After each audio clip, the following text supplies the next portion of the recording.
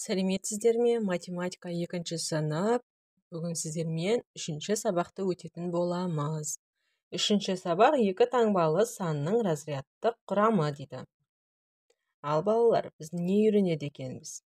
Сен 2 таңбалы санды разрядтық қосылғыштардың қосындысы түрінде жазуды үйренесің. Ал бірінші тапсырмаға қарап көрейік. 2 таңбалы сандардың разрядтар кестесіне қара. Әр санның ондықтары мен бірліктерін ата дейді. Сандарды жаз дейді. Ал балалар қараймыз, бірінші кестенің бірінші бағанында ондықтар, яғни екінші разряд бірліктері дейді. Міне балалар, келесі бірліктер, бірінші разряд бірліктері, одан кейін санның оқылуы, санның жазылуы.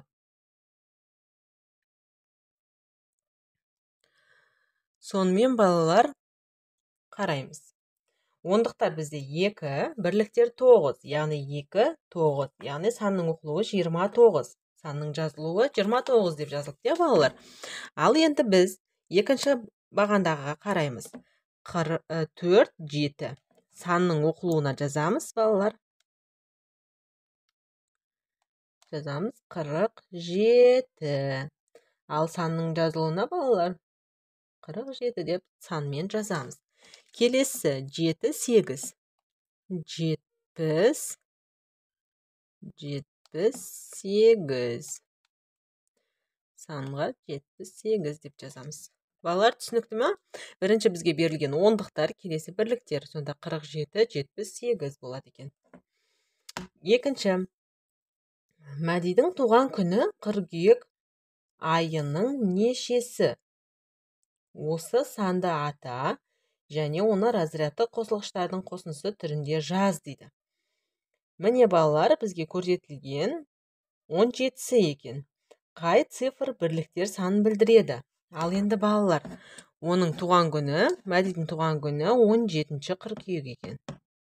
17-ші қыркүйек екен. Енді осы 17 деген санның қай цифры бірлікті білдіреді? Бірлікті қайсы білдіреді, балалар? 7 бізде бірлікті білдіреді. Келесі, қай цифр ондықты білдіреді? Бізде бірінші тұрған ол 1.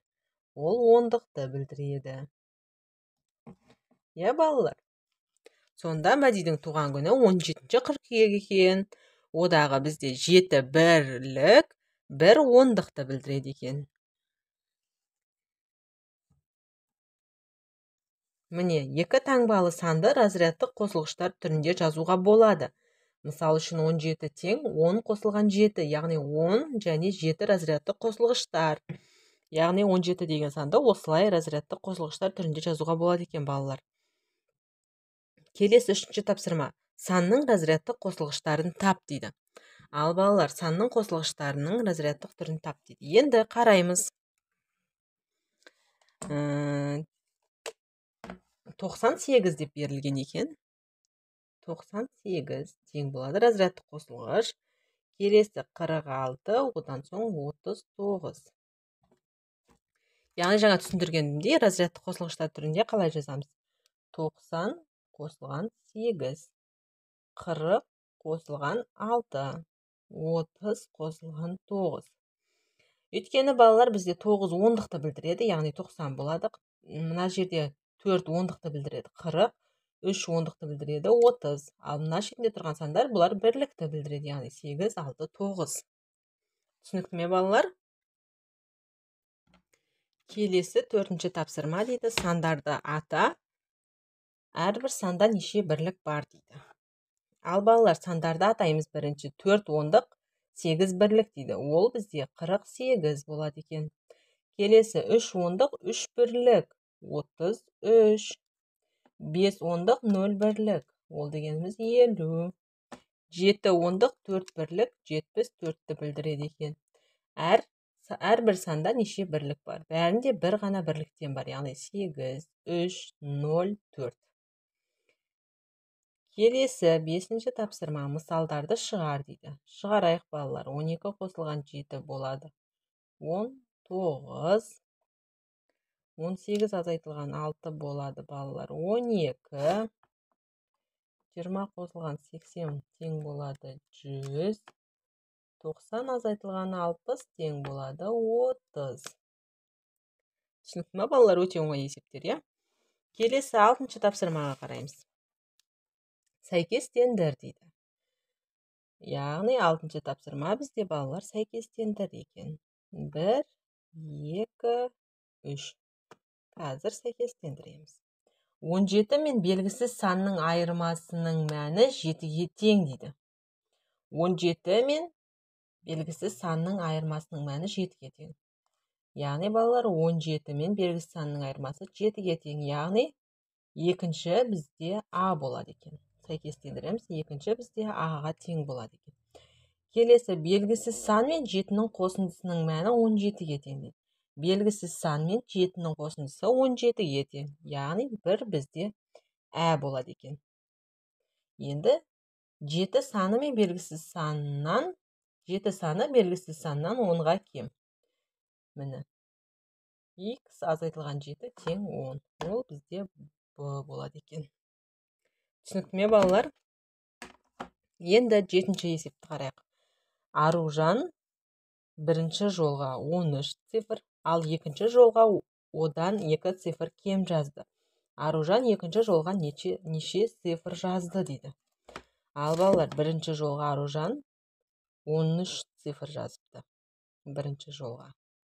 Екінші жолға 13-тен неше деген? Неше сан кем? 2 цифр кем жазған. Азайтамыз. 2-ні тең болады 11. Сонда Аружан екінші жолға 11 цифр жазған екен.